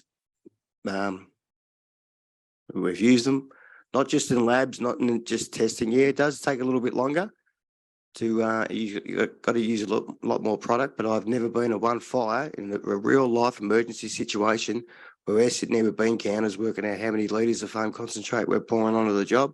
We just keep pouring it on until we get the blanket and we get it extinguished. I would just point out that to add to what Mick has just said, that virtually all the work that Last Fire is doing, and Sinopec is a member of Last Fire, has proved that we can use these foams for tank fires as well. Now, okay, we haven't ignited a 100-metre diameter crude oil tank fire to test it, but then C6 has never been proven for that either. So, you know, everything we've done has shown that we can extinguish these fires, standard application rates in accordance to NFPA 11 within the run times you allow. Okay, I accept that maybe the safety factor between the test and the actual rate you apply has been reduced a bit, but it still works. That's our point. And just once again, I'd emphasise that the application rates in standards like NFPA 11 were actually developed in the days before surfactants were added to foams, and they're still the same. So there is no real reason why they shouldn't work. And I cannot see any reason why they shouldn't work. Crude oil is a little bit special, but that's all to do with the extinguishing mechanism and the time we've actually got to extinguish it. But I see no reason at all why we can't use these foams successfully for tank fires at this stage. Right? Yes, of course, we always want to do more testing, more proof, but we've also got to understand the real risk associated with these things and how much money can you justify in doing all this test work anyway. And maybe just one last comment on it, and I think that's pretty important to understand. Stop focusing on the chemistry of the foam concentrate itself, finding something that replaces the fluorines or the fluorinated substances in the AFFF. It will not work or will not be the only way. Try to understand that foam is something physical and that you need to work on the physical properties. So if you can adjust the properties of the foam itself, the chemistry of the foam concentrate is less important. So if you could look at application rate, application type, expansion ratio, I think that's the key. And then you can make any foam work as good as AFFF, but you need to consider them, and that's important. So not only focus on the chemistry of the foam concentrate, but on the physical properties of the foam. I'll just jump in one more thing. What year, 1991, Coot Island, there was a large chemical fire in Victoria, in Melbourne, and David and I went to that job. We only used AFFF, a 3M AFFF. We were there for what, 3 weeks? And it reignited, yeah, it reignited twice, and that was using AFFF. So the AFFF wasn't the panacea that solved the world. You just squirted a bit of this stuff on and the fire went out. We worked our guts out of that job. And it's the same as and all those installed systems, the reason we get turned out to any fire is because, generally speaking, those installed systems are failed anyway. That's why we get it run. So we become the cavalry to come in and put it out. Because when something goes up and something like that, it goes bang, causes a hell of a lot of damage to those installed systems, and we become the installed systems. Thank you. Do we have anything else, or is everybody ready to go home? Oh, you have a gentleman over there. Yeah, thank you very much for the wonderful presentations. Saidi from Botswana. My question it will be directed to the New Zealand authority, and probably has to do with issues around public education and awareness.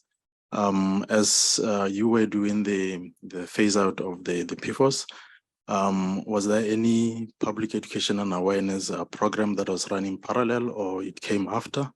And if there was any such program, would you be willing to share that program with us here? Thank you very much.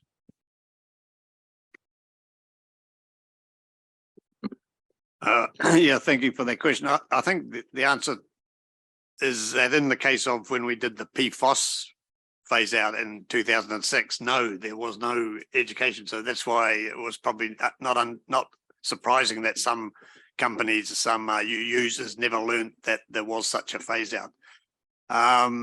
So it is important to do that. With the more recent one, we did a much more comprehensive engagement with stakeholders at the time of the proposal to phase out all the PFAS foams, and it wasn't done in line with the survey that we had done earlier of all of the airport facilities, port facilities, other oil company storage facilities to find out what foams they had.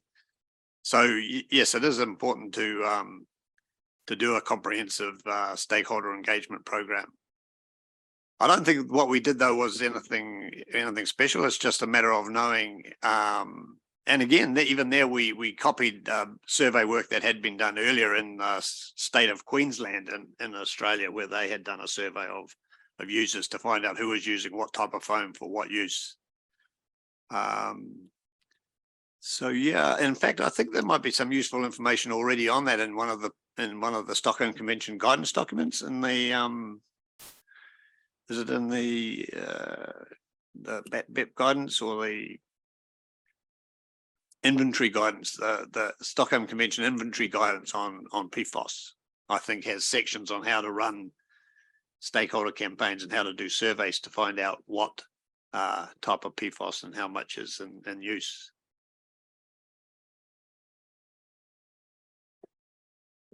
Thank you for that. Maybe one more if you have, but if you don't. Yes, Colombia, please. Thank you very much for your presentations.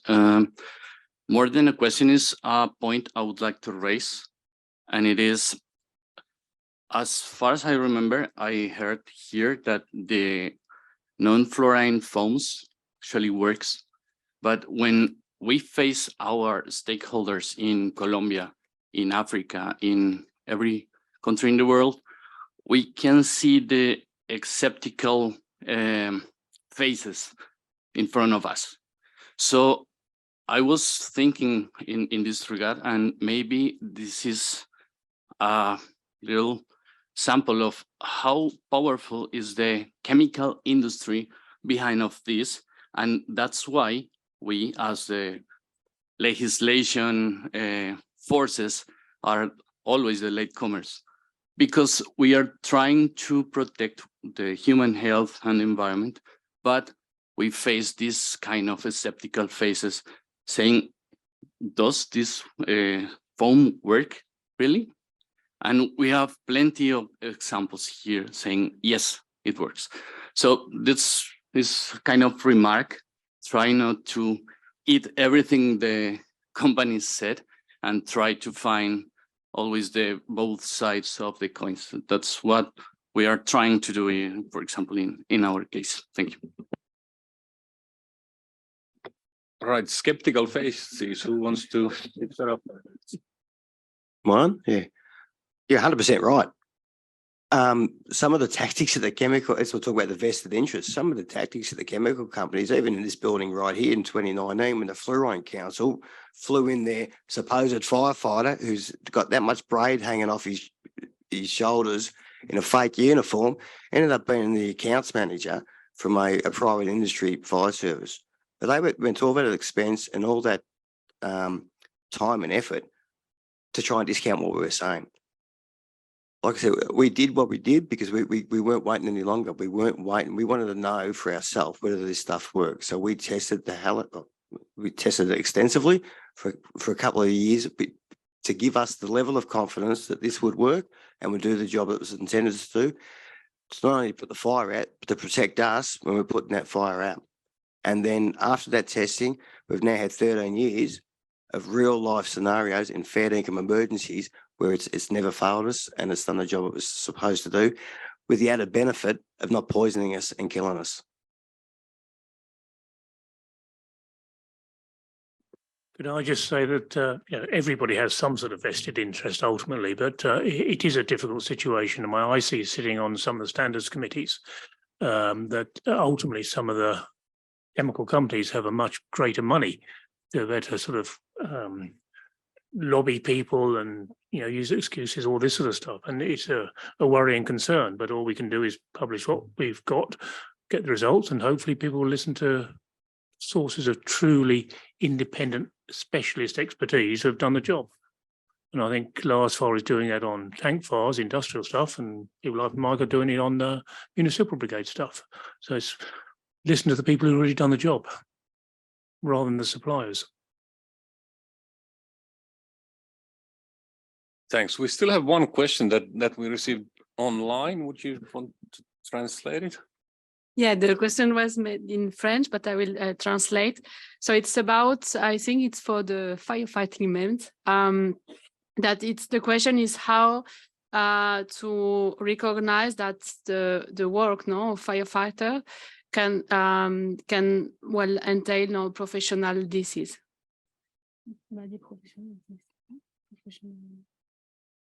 Yeah.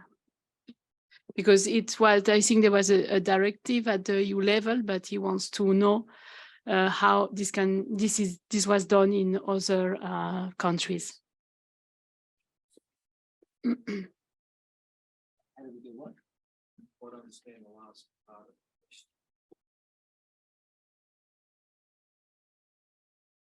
How we can, well, the process to recognize that your work can be recognized, when you are affected, I think, because the question is not clear. You are affected, for example, by PFAS, and you can have a risk of cancer. How we can recognize that your cancer was due to your profession. Yeah, this is the, yeah. Yep. So we're basing everything we're doing on the precautionary principle. That fire that we talked about that Dave and I went to in 1991, a lot of those tanks were benzene. Now we got told back in 1991 that don't worry about it, it's only benzene. There's nothing, there's no causation, there's no evidence, there's only correlation. We now know that benzene is a category 1 carcinogen. Now we were wading around in bunded areas up to our waist in just pure benzene. A lot of the mates that we went to that job had died. So we are not waiting for another generation before they say, oh, sorry about the PFAS stuff, sorry about the PFAS stuff, sorry about PFAS, sorry about all your mates that you lost. But based on the precautionary principle, what we do know is it's an endocrine disruptor, and it's completely avoidable, these products, for our industry. Because it's an endocrine disruptor, we know that there are so many unavoidable toxins that we get exposed to at every single fire, whether that be a car fire or a house fire or a chemical fire. There are thousands. They are unavoidable exposures that we get exposed to at every single fire, repeated ongoing exposures. If we've got high PFAS levels in our blood, that makes us more susceptible to those chemicals that we can't avoid. We have to go in there to perform a rescue. We have to go in there to put the fire out. We have a thing in Australia, which it's taken us 20 years to fight for. It's called presumptive legislation. At the moment, we've got, is it 12 or 13, Hamo? We've got 13 cancers that after a latency period with most of them, usually about 5 years, it's presumed that being a professional firefighter, you've been exposed to these chemicals. The evidence is it's all backed with scientific evidence that it's presumed that you've got that cancer from being a professional firefighter. Some of them are the 15 years latency periods. North America, a lot of the jurisdictions in North America have them too, Canada and the States, and more coming on board. And as more evidence gets presented, more cancers get added to that list. So we've just had another 7 cancers listed in some of the states in Australia. That was a 25-year battle to get that up and running, but it's all backed by science. Because the problem that we had prior to getting presumptive legislation across the board was we knew that a lot of these cancers were quite rare cancers, and every one of us knew what we're exposed to being firefighters. But you go to get compensation, and the lawyers would say, usually for the insurance companies, well, you tell me what fire you went to, what toxin you were exposed to, and how that triggered that cancer. We go repeatedly, and there's multiple exposures to tens of thousands of different toxins over our career. And the lawyers who were trying to work with us would say, mate, you focus on getting better, because the insurance companies will drag this out in the courts. So we had to use political pressure to finally get presumptive legislation across the board. And now every jurisdiction in Australia has that presumptive legislation. I hope that answers the question. Yes, let's hope so. Thank you for that. That was, I think it would be a good place to stop here. I do have one question, which I know, Mick, you can answer this. The turnout gear that you use, is it possible to have those PFAS free?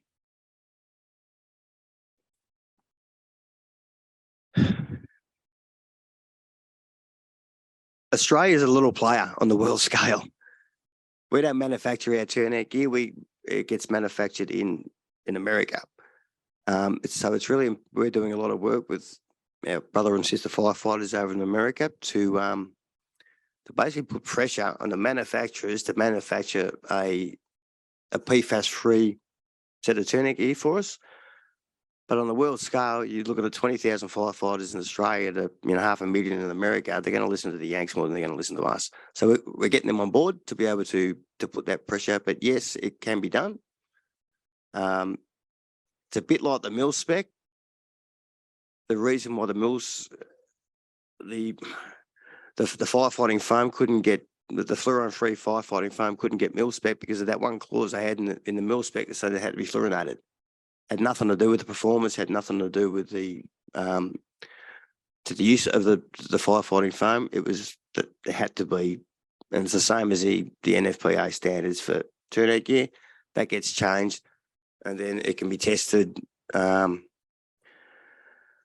what we've done in lieu at the moment, that because there is no non-fluorinated turnout gear, we don't wear it for training. We only wear it for when we need to do it at structural firefighting.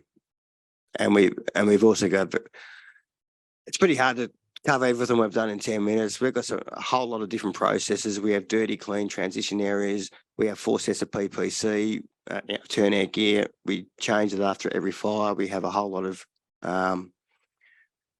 we don't bring our turnout gear into the living quarters of the fire stations. Our fire stations have now got pretty stringent design guidelines that must be adhered to. So it's, but can we do things better? Yep, of course we can. And we learn things along the way, 100% we are. And we keep tweaking it. And if anyone's got a better idea, we're happy to share everything we've got. We don't use carbonaceous fuels anymore for our firefighting training in our training colleges. You've got to be very careful of scaring the horses. You can only eat the elephant one bite at a time, so you've got to just keep chunking away. Otherwise, it's easier to put your head in the sand if things are seen as too big and too complicated. You got to look at your exposure pathways and start eliminating the worst exposure pathways first, and then working your way down. Thank you. Yeah, I want also to say thank you to the online participants. We had 50 people joining us online, so thank you to all of them as well. Thank you for your patience. And as it was also requested online, we will share the recording of the session as well as the PowerPoint in PDF format. So I think you will have everything on the BRS website. And enjoy the evening.